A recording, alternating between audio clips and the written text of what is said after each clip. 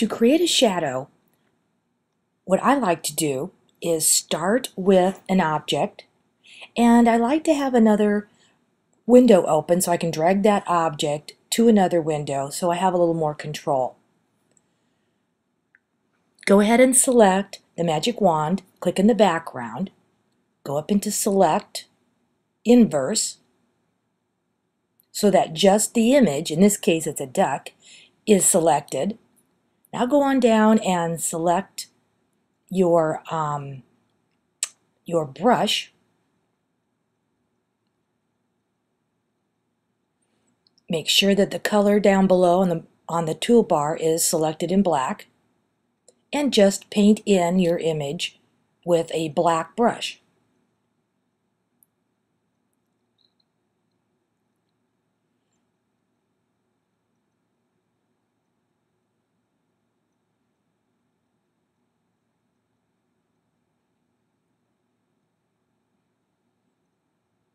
Next,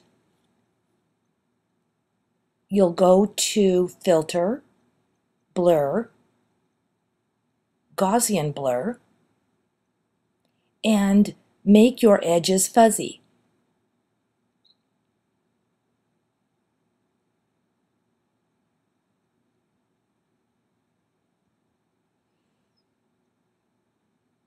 Then you'll want to select your Move tool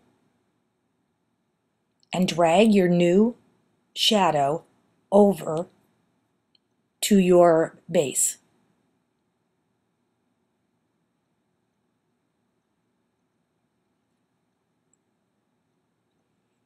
Select Command T, and you can rotate on a corner your shadow into any direction you would like, thinking about where the sun is, because the shadow will be the opposite of where the sun is coming from.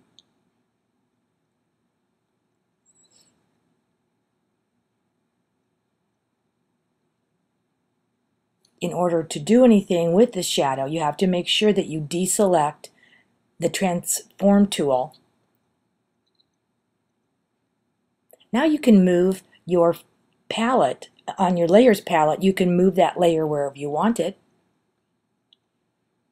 And because you're still in the Transform tool, you can change and manipulate that shadow to make it look more like it's a real shadow.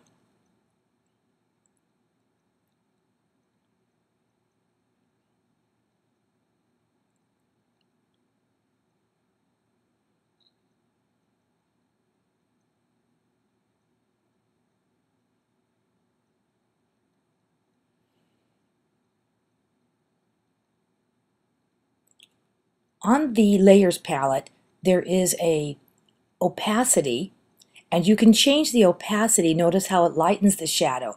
You'll want to match that lightness or darkness of shadow with other things around it so it looks more natural.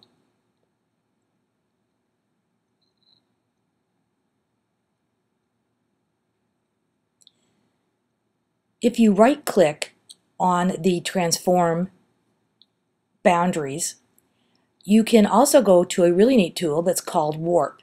And if your shadow is on something round or it falls on something that has more form, you can move that shadow so it looks more natural. In this case, it's a flat surface, so it really doesn't need the Warp tool, but you may need it in what you're doing. Now you'll notice that the shadow is not facing the correct way. So make sure that your shadow matches exactly what your image is.